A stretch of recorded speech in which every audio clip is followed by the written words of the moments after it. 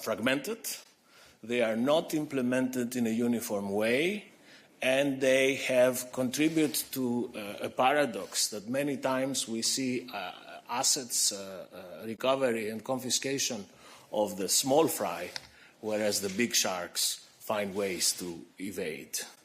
And the transnational, increasingly transnational nature of operations of organized groups makes this even a more pressing priority. Since the original rules have been created, organized crime has become much more elaborate, much more international. 70% of organized criminal groups operate in more than one country. So this is the lead, follow the money, and this is what we do once we find the money, and this is something that is long overdue. We are also pursuing a better regulation objective, because with one single instrument that we're preparing today, we are recasting 3 previous legislative texts. We set up a more uniform, more simple, and we hope more efficient procedure for asset recovery and confiscation. Ilva will explain in details in a moment the precise content of these proposals. What I want to say is that we are extending the scope of financial investigations.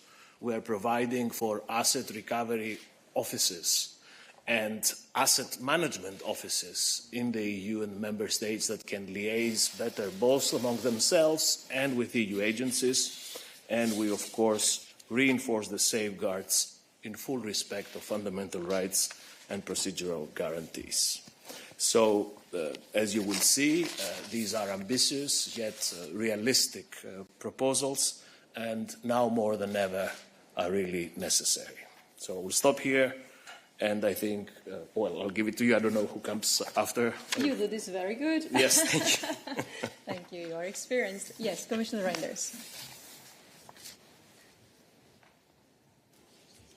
Commissioner Reinders, yes. Okay. No, thank you very much.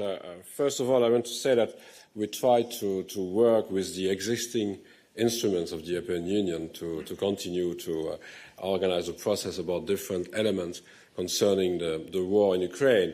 Yesterday, I had again a meeting with the Minister of Justice of Ukraine and the Prosecutor General of Ukraine, Irina Venediktova. And just to recall that on one side, we are working on the war crimes, and you know that we have proposed an amendment to the Eurojust regulation to give more competence to Eurojust to store the evidence of war crimes and to exchange those evidence with the different prosecutors, also from the ICC and from Ukraine, but also from member states. We are building a broader and broader joint investigation team, and we are working with the existing jurisdictions and courts.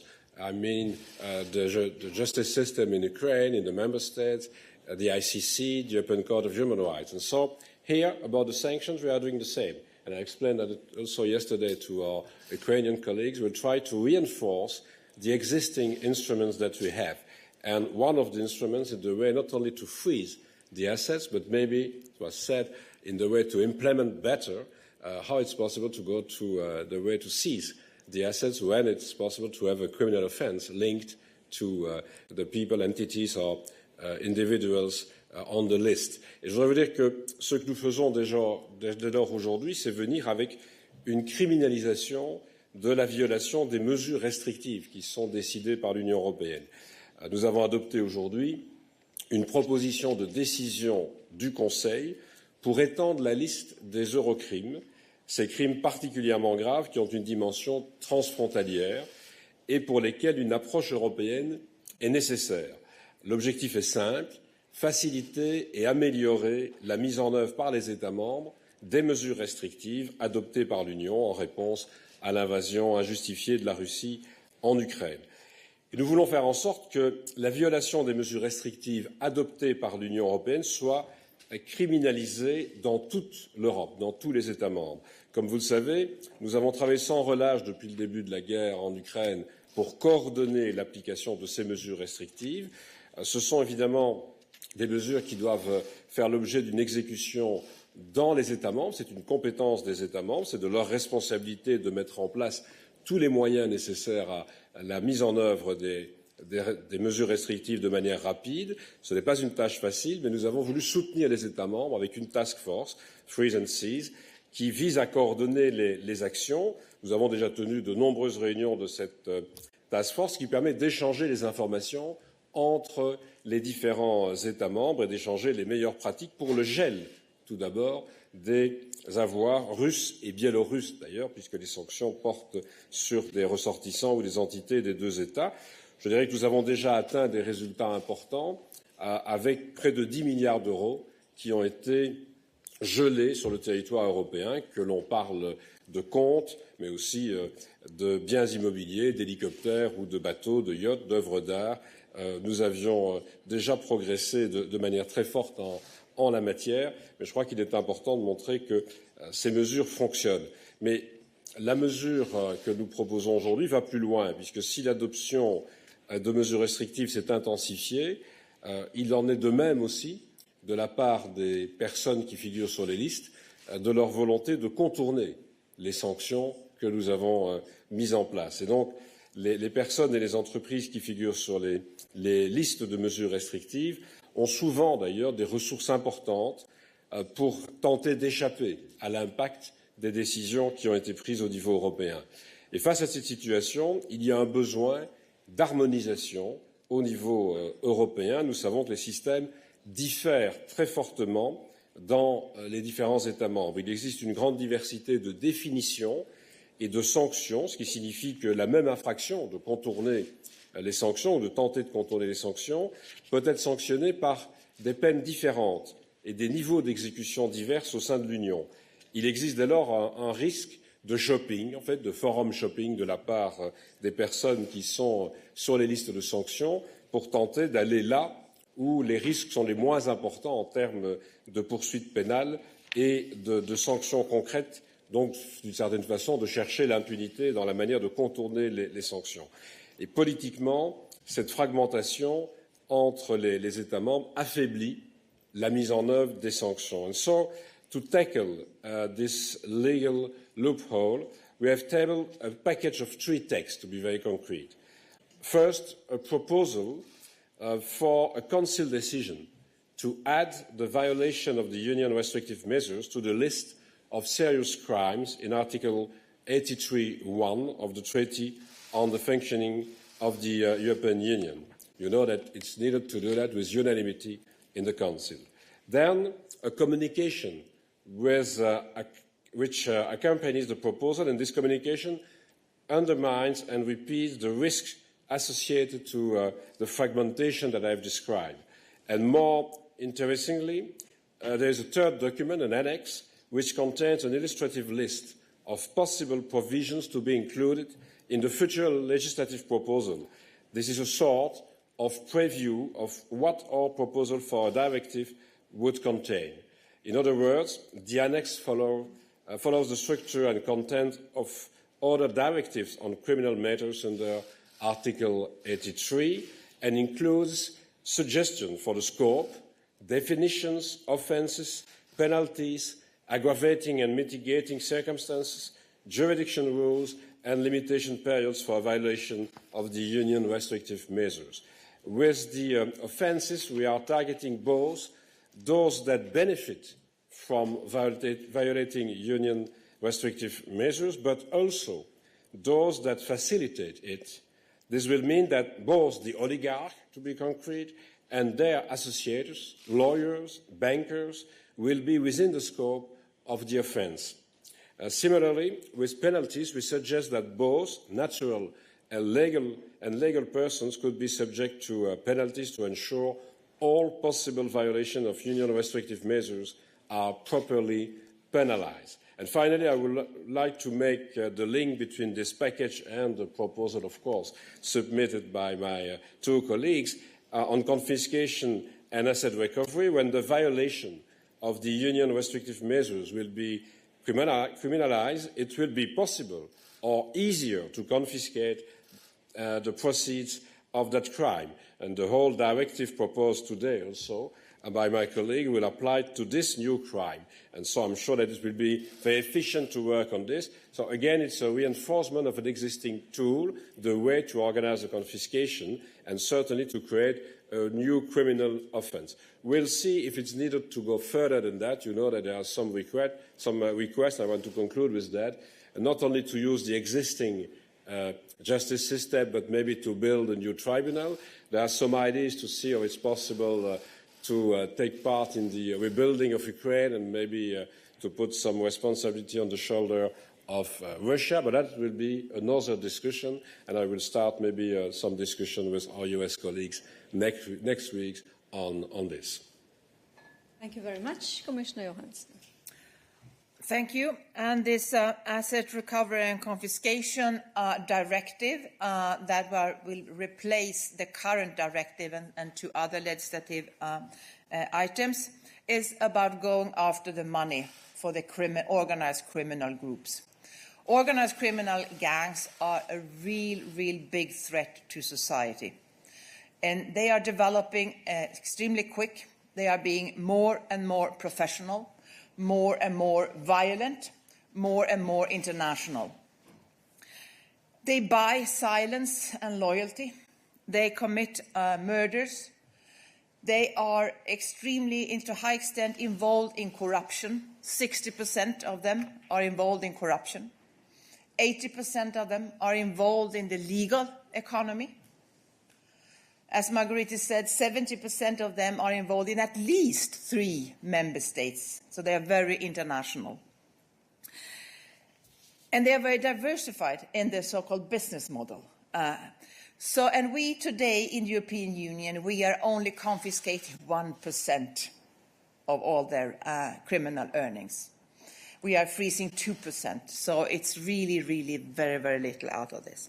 With this new directive, we're going to be much more effective and efficient on that. What we are proposing here is the first thing is time. Time is of the essence here. So now, because many of those criminal earnings can be gone like this, cryptocurrency or money in the bank or other things. And if it takes days before you can have a freezing order, there's nothing to freeze anymore. So that's why we now propose that it's possible for the Asset Recovery Office to directly make a freezing order and then wait for the court to take the proper decision. So they can freeze it at the longest 7 days, waiting for the court decision. And this is extremely important, especially when it's cross-border crimes, that we can do that. Second, we are also proposing a new provision to preserve the value and minimize the cost of managing confiscated assets. Sometimes it takes a year before the asset can be confiscated, and then the value might be deteriorated during that time. Or it could be very costly to just manage the freezed assets. So now we make new proposals here, and we also propose introductory sales when there is a risk of the value being deteriorated very rapidly. We are also including new crimes compared to the existing directive. And the new crimes are estimated to be around cover about 50 billion, in addition to the 140 billion that was mentioned by Marguerite. So we will now include environmental crime. We will now include cybercrime. We will now include trafficking in human organs, trafficking in firearms, murders, torture, a lot of other crimes that will be covered with this new. And we will cover violation of EU sanctions. And this is the link. So when Didier has been successfully have his proposal adopted, then this directive will cover so that we can also do the freezing and the confiscation when it comes to violation of EU restrictive measures. So this is, of course, really important. We are also strengthening the possibilities for confiscation. Today, it's possible to do the confiscation in 5 different situations, or can I say situations? Yeah, 5 different ways. And now we are expanding the way you can do a non-convicted confiscation. That is, for example, if it's impossible to convict a specific person because the person has absconded or is very sick. Now we also add some other measures where you can still do the confiscation without not possible to convict a specific person, like if the time limit has been expired, for example, or if the person is dead, or if the person is immune, for example, then you can still do the confiscation with our proposal.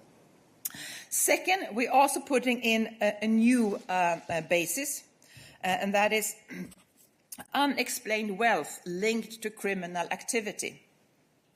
And this is to go after the top bosses in the real big and dangerous criminal organizations. They are very difficult to convict these specific persons. But now we make it possible in cases, for example, like the Kinahan cartel, where we have a huge cartel that is where the bosses have been unable to really go after. They are acting in Dubai, in Spain, in Ireland, and a lot of other countries. They have been involved in drug trafficking, in firearms trafficking, in murders. And with this new proposal, it's possible to do the confiscation even without the conviction if the property is frozen based on suspicions of crimes committed within the framework of an organized crime, and if the court is convinced that the frozen property comes from this organized crime, then we are also now a real new tool to go after the very highest bosses in these multinational, international, organized criminal groups. And as I said, this will also be for the sanctions and those involved in that when DG's proposal has been adopted. Thank you. Thank you so much. I will now open the floor to your questions. Of course, we will first keep the questions focused on the subject of this press conference, the package presented by the 3 members of the college. So with that, yes, please go ahead. Thank you. Hi, Elodie Lamer with Tax Notes here. We have a framework, an anti-money laundering framework that introduce a public register of beneficial owners, and I thought this was what was used to track assets of oligarchs, of wealthy people. I don't know. Why isn't it enough to use this to track assets, and what is the added value on the anti-money laundering framework of the proposal that you're presenting today? And a second question, Mario Draghi and NGOs have been asking for a wealth registry. Is it something you're considering at some point? Thank you. Didn't really follow that last question. Can you repeat it again? Sure. Since you're trying to make it easier to track assets, some NGOs and also Mario Draghi have been asking for a register of wealth. So I was wondering why you didn't choose to go down that road. Thank you. So first, let's take the first one on anti-money laundering. Well, if you want, I want to say that, of course, we are using all the tools also in the anti-money laundering framework, but we have tried to work with, to be concrete, with Europol, with Eurojust, to try to help the member state to detect the different assets. And due to that, it was possible to freeze, I said, a lot of assets till now. But the add value of the proposal today is not just in the way to freeze the assets, is to go further. If there is a link with some criminal offences, it's possible to organise the way to seize the assets, to organise the confiscation. And with the 2 proposals now, we want to be sure that it's possible to take as a criminal offence just the fact that it's an attempt to circumvent the sanctions, that the proposal I have put on the table. And due to the proposal described by Ilva, of course, it's possible to be more efficient in all the possible ways to organise the confiscation. That's the first element. There are some registers in different member states about the ownership of different assets, and it's true that it's not with the same level of register. So it's maybe a possible new initiative to work on it, to try to see how it's possible to detect more rapidly the existing assets. But here, it's more to pass from the way to freeze the assets to organize the confiscation. I want just to add that we have said also to the member states, if it's possible to seize some assets at the end, in the case of the war in Ukraine, we want to see the member state putting the money coming from the confiscation in a common fund to help Ukraine. So to start the way to give the money back to the victims, in fact. Thank you. Yes, Commissioner. And if I may add to Didier's answer, so this is what we are proposing here is that the asset recovery offices will also have access to these kind of registration. So they can find the registration of wealth could be or other vehicles or other parts. So this is also in our proposal. And then we have here the proposal to make the freezing much quicker, because now you do not need to wait until you have the court decision. The Asset Recovery Office can take a quick decision to freeze it, maximum 7 days, so that the court could take the decision of the freezing order. So I think that will help the efficiency significantly. Thank you. Anything to add to the second question? Well, I think another element that is improved by these proposals compared to the past is that the current confiscation directive is limited to certain types of crimes: terrorism, trafficking, human beings, drug trafficking, money laundering, corruption, counterfeiting of means of payment, cybercrime and organized crime. Now, with a new scope, extended scope, we take this crime typology further to include computer crime, environmental crime, migrant smuggling, and other serious criminal activities such as trafficking in firearms, counterfeiting, piracy of products, trafficking of cultural goods, robbery, or murder. So the combination of these three explanations show how much aggressively we proceed with the new package. Thank you. Tommaso was next. Oui, merci Thomas Miglierina de la télévision suisse. Je regarde la base légale, c'est de la coopération judiciaire, c'est pas du développement de l'acquis Schengen. Donc si je ne m'abuse, la Suisse n'est pas obligée juridiquement à suivre. Néanmoins, pensez-vous que les pays qui se sont alignés sur les sanctions de l'Union européenne devraient faire la même chose que l'Union européenne? Merci. Oui, tout à fait. Nous avons déjà eu ce débat sur les sanctions elles-mêmes, et donc il est évident que l'on essaie de faire en sorte qu'il y ait une application la plus large possible des mêmes mécanismes, en ce compris ce qui est proposé maintenant en termes de confiscation, et d'ailleurs aussi de mise à disposition des fonds confisqués pour reconstruire, ou en tout cas dans un premier temps pour indemniser des victimes de la guerre en Ukraine. Et les contacts ont lieu. Vous savez qu'il y a aussi une Klepto-Capture Task Force aux États-Unis. Il y a des discussions avec aussi les mêmes genres d'initiatives au sein du G7. Et nous avons déjà eu plusieurs fois des discussions avec les différents partenaires pour voir comment appliquer d'abord de la même manière les sanctions et puis passer aussi à la même formulation de la criminalisation du fait de vouloir contourner les sanctions, que ce soit, je disais, à travers des associés, des avocats ou des banquiers, par exemple. Et donc, dans un certain nombre de pays partenaires, il est très utile de pouvoir poursuivre notamment les banquiers qui aideraient à contourner les sanctions. Thank you. I think Giovanni was next. Yes, Giovanni De Re for the Italian newspaper Avvenire. I actually have two questions. One is about the confiscating issue. I know that several member states, for example, Germany, have very strong constitutional issues in confiscating private properties and so on.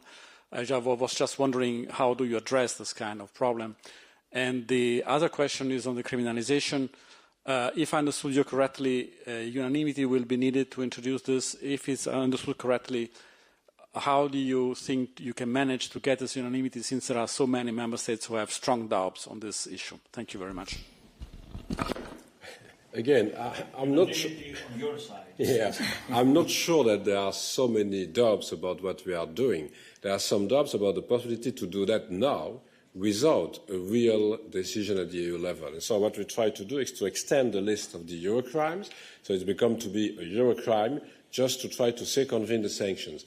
If it's possible to say that, then we will come with a directive, and I've said that in the annex of the document you will see the different elements that we are putting into place. But there are already for the moment 14 member states having a maximum length of imprisonment between 3 and 5 years for such a kind of criminal offence, and for others, for 8 member states, it's possible to go to 8 to 12 years of imprisonment. So you see that there are already some possibility to work on it. And to answer your question about the reactions, in 12 member states, the violation of the union restrictive measures is a criminal offence only, but a criminal offence, so it's possible to organise the prosecution and so the confiscation.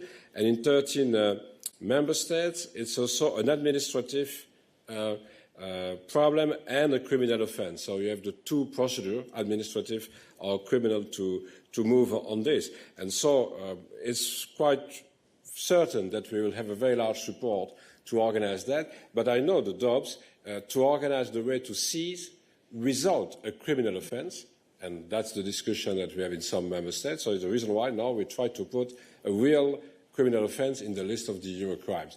And we will ask the member state to do that quickly, because you know that we have had the opportunity to act very quickly about Eurojust.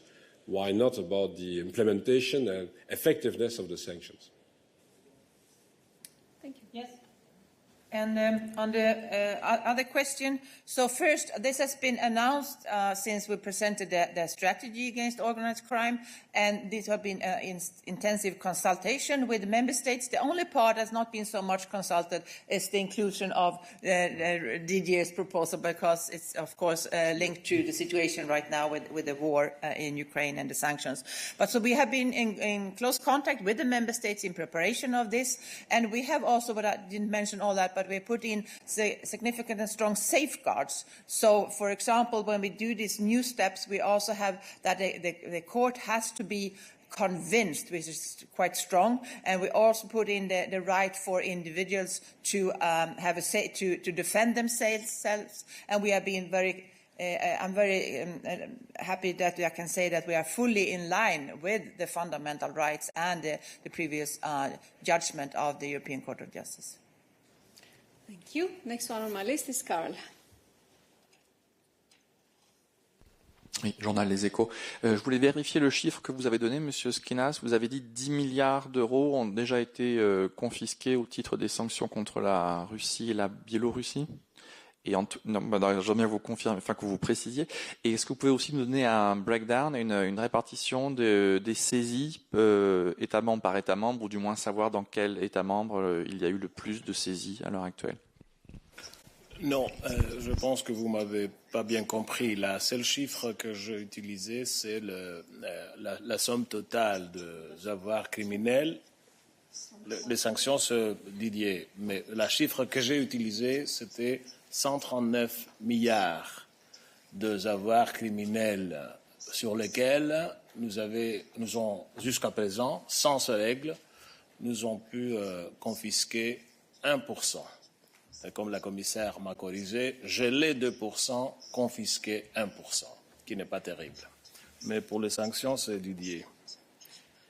Ce que j'ai précisé, c'est effectivement 10 milliards, donc c'est 9 milliards 900 et quelques millions, donc j'ai arrondi à 10 milliards d'euros, les montants gelés. Donc la procédure administrative, qui ne nécessite d'ailleurs pas une décision judiciaire. Quand les sanctions, les mesures restrictives sont décidées au niveau européen, les ministères des Finances, des Trésoreries agissent immédiatement pour pouvoir détecter les avoirs et geler ces avoirs. Donc c'est ce qui est gelé. En termes de confiscation, c'est notamment le problème auquel nous sommes confrontés. Il faut qu'il y ait un lien avec un crime. Et donc pour l'instant, nous travaillons dans certains États membres sur des poursuites liées par exemple à du blanchiment ou à de la corruption, qui serait aussi le fait des personnes ou des entités se trouvant sur les listes. Ce que l'on ajoutera maintenant, c'est à nouveau, pour les États membres qui n'ont pas encore cette législation, et en l'harmonisant pour ceux qui l'ont déjà, permettre de confisquer par une décision judiciaire des avoirs lorsque l'on a tenté de contourner les sanctions. Pour l'instant, je n'ai pas de chiffres sur des confiscations, ça prend évidemment plus de temps. La procédure administrative qui a donné les 10 milliards que j'évoquais va assez vite. La procédure judiciaire, évidemment, prendra plus de temps lorsqu'il s'agit de convaincre d'une confiscation parce qu'il y a eu un crime. On a cité beaucoup d'autres chiffres. Je voudrais simplement insister sur le fait qu'on a beaucoup parlé aussi de 200 milliards. Ce sont des transactions bloquées. Ça ne veut pas dire, évidemment, des avoirs à disposition. Ce sont des transactions qui ont été bloquées. Merci beaucoup. Maintenant, on passe en ligne et je donnerai la parole. Pardon. Bon, follow-up, mais si c'est très rapide. Pourriez nous dire juste quels pays ont le plus gelé? Alors, nous allons bientôt le dire. Nous venons encore de demander aux États membres de faire un reporting complet. Et pour avoir la certitude que ce reporting nous arrive, nous avons annoncé que nous allions bientôt publier la liste détaillée État membre par État membre. Donc, je ne vais pas vous donner aujourd'hui une liste. La task force se réunit régulièrement, mais nous allons publier une liste reprenant les montants par État membre en fonction du reporting qui va nous parvenir, je l'espère, dans les prochains jours. Merci. Deuxième essai, on passe en ligne et je donnerai la parole à Paula. Merci beaucoup. J'ai beaucoup de clarifications à vous demander. J'essaie d'aller vite. La première, en avril, la task force avait gelé 3 milliards d'après un de vos communiqués de presse. Vous dites maintenant 10 milliards. Est-ce que c'est la même chiffre? J'ai pas bien compris. Après, juste une clarification pour la proposition de rendre l'évasion des sanctions un crime. Vous avez besoin de l'unanimité au Conseil et la majorité au Parlement. C'est bien ça. Après, pourquoi ne pas proposer une directive directement aujourd'hui sur la création de ce nouveau crime? Et je voulais comprendre quel est le minimum définition de évasion des sanctions. Là, je regarde l'annexe que vous avez mis et ce que je voulais comprendre, je passe à l'anglais, désolé, c'est is it sufficient for an oligarch to just own property and not declare themselves as owning property in a member state? So would that already be sanction evasion, or do they need to do them or their associates something else, conceal it, put it in a trust, whatever it is? So essentially is what is the minimum for a crime, for that crime that you're going to propose? And that's then a question to Commissioner Johansson. This new possibility of confiscation, can you just confirm that it also applies to sanction evasion? And are you not afraid that it will open member states up for litigation if you're also proposing to sell assets before there is even an order for confiscation? Thanks. Thank you. Commissioner Reinders. Alors, la première question sur les montants, je confirme donc les 10 milliards d'euros qui concernent les personnes et les entités sur les listes de sanctions, mais essentiellement les oligarques, et j'ai cité les différentes possibilités de comptes, de propriétés immobilières, de bateaux, d'œuvres d'art qui peuvent faire l'objet de ce gel. Quand vous parlez de montants plus importants qui ont été cités précédemment, il y avait là aussi des dispositions prises concernant, par exemple, la Banque centrale de Russie. C'est ce qui explique des différences de chiffres. Et c'est pour ça que j'ai ajouté aussi les éléments qui circulent concernant des transactions bloquées. C'est encore une autre démarche qui ne donne pas lieu à la détermination d'un avoir précis. Donc ici, ce sont bien les avoirs essentiellement des oligarques, pour reprendre la formule que vous avez utilisée. C'est effectivement l'unanimité du Conseil pour la décision et il faut une approbation du Parlement à la majorité. Pourquoi ne pas venir tout de suite avec la directive, mais décrire ce que nous allons faire? Il faut une base légale pour la directive. Et donc la base légale, ce sera la décision du Conseil modifiant l'article 83.1 du traité. Et pour la définition, the definition of the criminal offence, it will be all the possible attempts to circumvent the sanction by the oligarch themselves or by the people, individuals or entities on the sanction list, or by associate people or others. But of course, we will go further than the annex in the preparation of the directive and the discussion with the member state. But any kind of attempt to circumvent will be a criminal offence. Thank you. Commissioner. And the new confiscation model is only applicable when it comes to crimes committed in the framework of organized crime, and when the frozen assets comes from these organized criminal activities. And when the crime is also punishable for 4 years in prison or longer. That could be the case for some of the oligarchs, but not per se. So it depends on what crimes they might have been involved in. Thank you very much. Next one on my list is Samuel, also connected online. Oui, bonjour à tous. Ma première question, c'est sur la violation des sanctions. Une fois que ce sera ajouté à la liste des crimes, est-ce qu'il y aura une forme de proportionnalité dans la confiscation des avoirs en fonction de l'infraction qui sera commise, ou sera-t-il possible de saisir l'intégralité des avoirs d'un individu qui se sera rendu coupable de ce crime? Et ensuite, j'aimerais savoir si vous pouviez nous donner une estimation du montant des avoirs de toutes les personnes qui ont été déjà sanctionnées par l'EU qui seraient sur le territoire européen. Pour la deuxième question, je ne peux répéter que ce qui a été gelé par les trésoreries ou les ministères des Finances, donc les 10 milliards d'euros. Ça ne veut pas dire que c'est l'estimation des avoirs se trouvant sur le territoire européen, mais nous sommes tributaires des chiffres qui nous sont communiqués par les États membres. Donc, je l'ai dit, nous avons relancé les États membres pour avoir une communication mise à jour, et on vous communiquera évidemment cet élément, y compris par États membres. Mais nous n'avons pas d'autres éléments chiffrés en la matière. En ce qui concerne l'ampleur des confiscations, évidemment, on ira le plus loin possible dans la démarche de confiscation des avoirs dès qu'il y a une tentative de contourner la sanction, évidemment de contourner la sanction pour des avoirs déterminés. Ce sont ces avoirs qui seront pris en considération. En bout de course, c'est évidemment, comme dans toutes les procédures de confiscation, une juridiction qui se prononcera. On est bien ici dans le cadre de procédures judiciaires quand on passe du gel à la confiscation. Thank you. Next one on my list is David Carreta, also connected online. Oui, merci David Carretta, Radio Radicale, radio italienne. Pour être clair, si je suis un oligarque sur la liste noire des sanctions, mais je fais rien, donc je n'essaye pas de vendre un bien ou le mettre dans un trust, etc., il n'y aura pas de confiscation. Et si je peux relancer la question des chiffres et des estimations, est-ce que vous avez une estimation par rapport aux 10 milliards des montants qui pourraient être confisqués parce qu'on a déjà vu des tentatives de contourner les sanctions? Dernière question, est-ce que vous prévoyez quelque chose par rapport à la mise à disposition des biens gelés, c'est-à-dire utiliser par exemple les villas ou je ne sais pas quoi, d'autres biens qui sont gelés, pour des associations, pour par exemple abréger les réfugiés ukrainiens ou autre chose? Merci. Alors, si vous êtes un oligarque, on va vous ajouter à la liste, évidemment. Ça, c'est la première remarque. Mais si vous ne l'êtes pas, on vous maintiendra en dehors de la liste. Mais pour les personnes qui sont sur la liste, je voudrais bien préciser que la confiscation va jouer lorsqu'il y a un lien avec une activité criminelle. Pas seulement le contournement des sanctions et des mesures prises.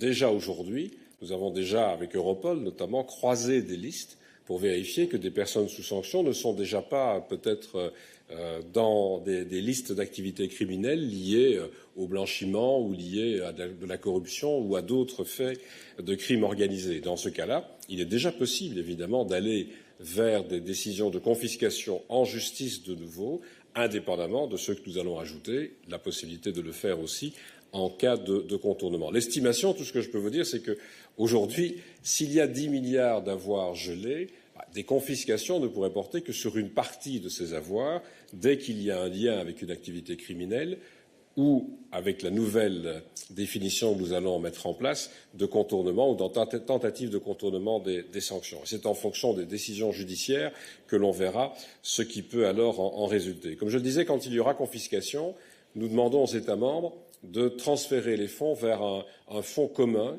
qui viendrait en aide aux victimes ukrainiennes de la guerre.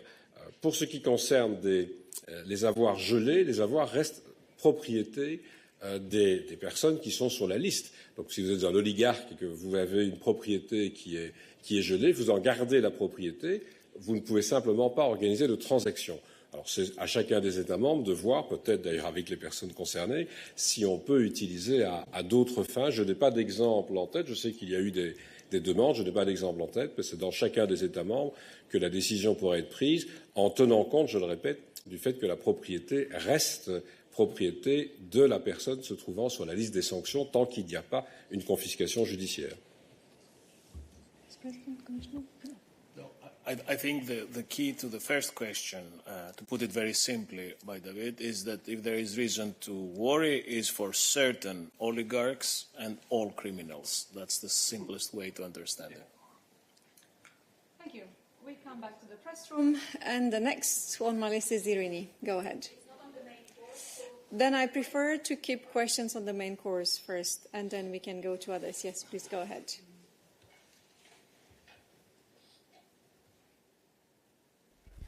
Yeah, thank you very much, Marco Bresolin, La Stampa. So under your proposal, the violation of the sanction could lead to a confiscation of assets of people and entities. You said that paying the gas in rubles, I mean, according to the Russian decree, could lead to a violation of the sanction. So my question is, if European companies do that according to the Russian decree and violate the sanction, he could face the risk of confiscation of their assets. Thank you. It will be possible. It will depend from the definition that we will give in the directive about the way to consider the different possibilities to circumvent the sanctions. But you know that in the Article 215 of the treaty, there are different kinds of sanctions, and we will cover all the restrictive measures that we are taking into account for a criminal offence. But it's too early to take, of course, such an example into consideration for the application. But it's possible, of course, to see that if there is a way to circumvent the sanctions or to act against the restrictive measures or the sanctions. Thank you. Any additional questions in the room which refer to the matter of the press conference? I don't see that, so then I go back online to Mose. Thank you very much, Dana. I would also like to ask a follow-up question about this regulation between the confiscation package and the new proposed legislation and the sanctions against Russia and the oligarchs on the sanction list. We have now we're talking about huge amounts of illegal proceeds from criminal activities and so on, much more than the seized assets from oligarchs. So my question is, would it be possible after these assets, whether they are linked to criminal activity or to the oligarchs, after they have been confiscated, can they in principle be used, let's say, for the reconstruction or rebuilding of Ukraine after the war? I remember that Commissioner Reinders said that you're going to raise this issue with American authorities soon, and I think they already are working in that direction. And you also said that the Commission is planning, let's say, to establish a kind of fund to help the refugees or the victims of the war. But the question is, I mean, we're talking about more than 100 billion of, let's say, assets which in principle could be confiscated. Do you need more legislation, let's say, to legally be able to use that money for the rebuilding of Ukraine? That is my question. Thank you. But for the moment, what we are doing is to say that if there is a confiscation with a judicial procedure, it will be possible for the member states to put the result of the confiscation, so a total amount of money, in a common fund for the Ukrainian victims and maybe to take part in the first steps in the rebuilding of Ukraine. But of course, to do that, you need to have a transfer of ownership from the freezing to the confiscation. With a judicial decision, it will be possible to organize that. But it's a limited amount of money, like I have said, for the moment, because we have 10 billion of frozen assets, and a part of it maybe will be confiscated after some criminal proceedings in justice. So for the moment, we are working on this. There are many requests maybe to see how it's possible to take other initiatives about the rebuilding of Ukraine. It's too early to say something on this.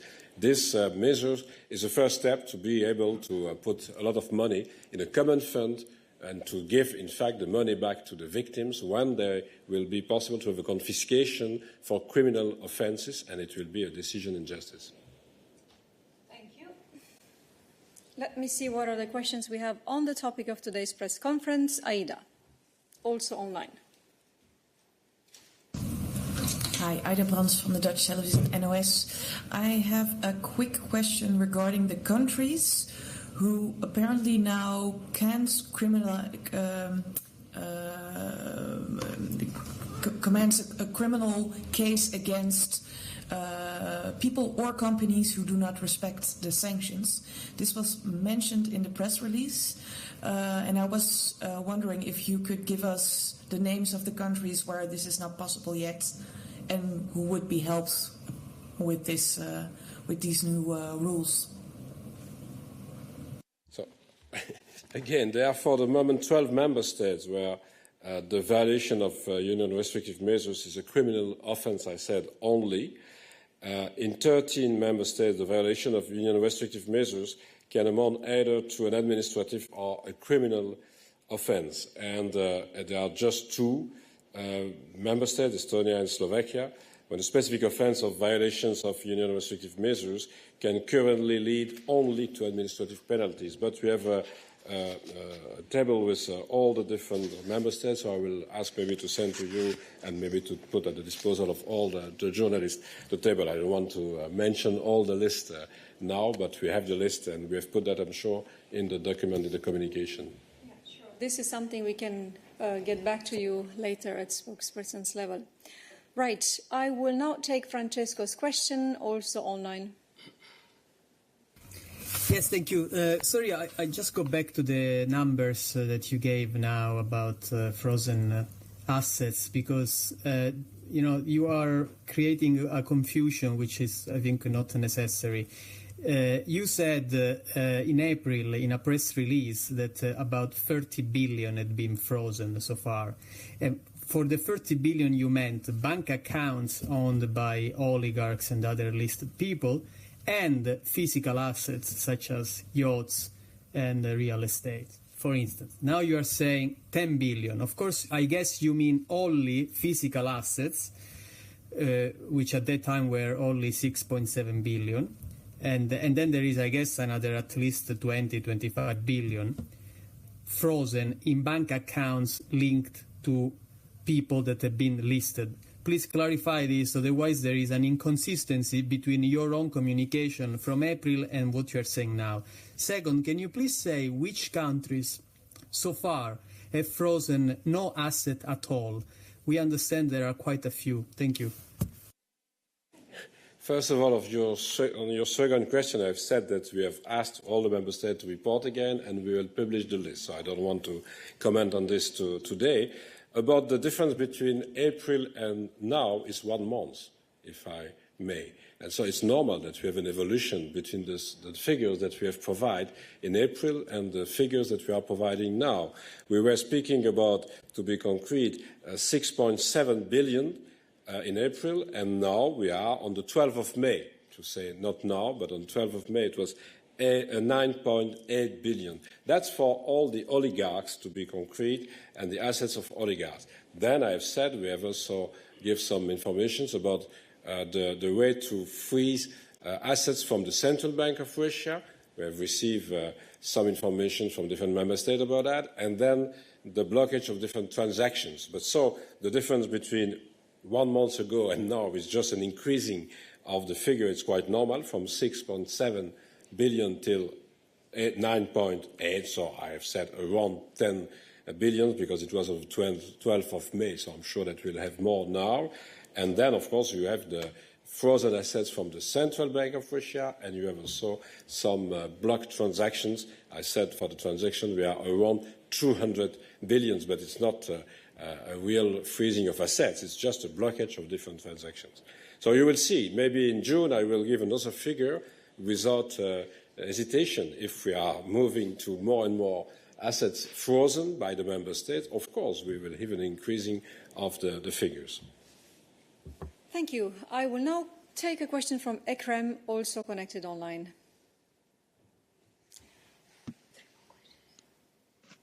Hello, can you hear me? Hello. Ekrem, go ahead. Yes, I'll go back to the question of Mose about the reuse of the money confiscated or assets once judicial decision is in place. Kind of difficult to understand why you are not proposing that the reuse of that money, those assets, is taken by decision unanimously at the EU level. Because as far as I understand, Commissioner Redder said it will be up to the individual member countries to decide, which for me is quite different to technicalities, but quite different ones. No, I would maybe try to repeat. What we are proposing is first a decision of the Council.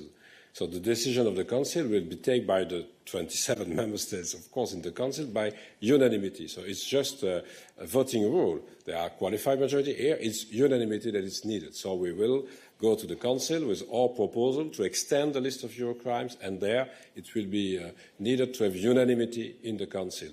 Then, of course, we need sort of a majority in the Parliament, but then in the second phase we will come with the directive, and in the directive, of course, we will put some rules, and there it's just, if I may, with a qualified majority that we have to work at the Council level. The implementation of that will be, of course, in all the different member states by national laws, and then before the different jurisdictions in the different member states. But the decision on the extension of the list of the Eurocrime, it's by unanimity in the Council.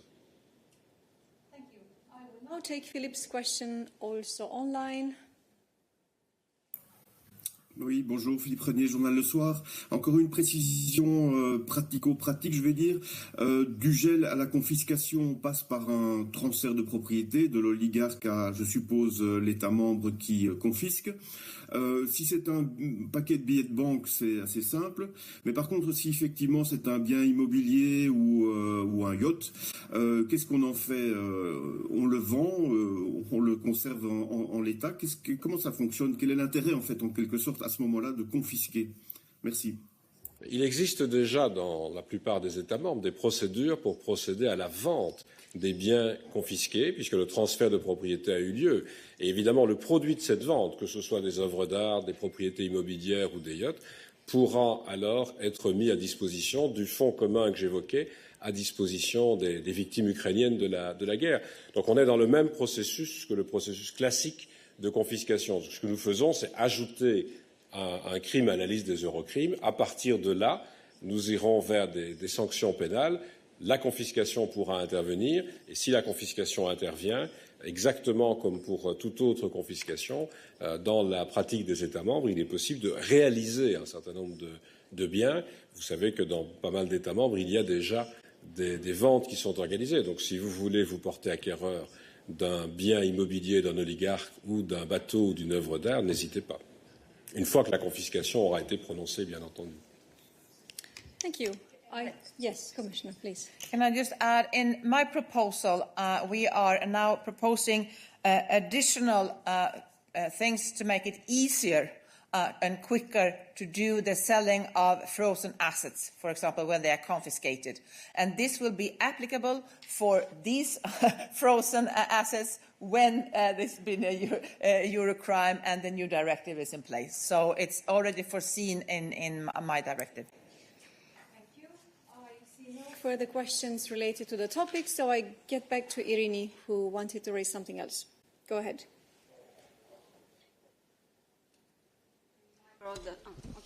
Thank you, Dana. Vice President, at first, Turkey's president attacked the Prime Minister of Greece, the Prime Minister of a member state, and more specifically he said, Mitsotakis yok, there is no Mitsotakis. And on the other hand, we have Turkey, who opposes NATO membership for Sweden and Finland. What is EU Commission's reaction to that kind of tactics? Thank you.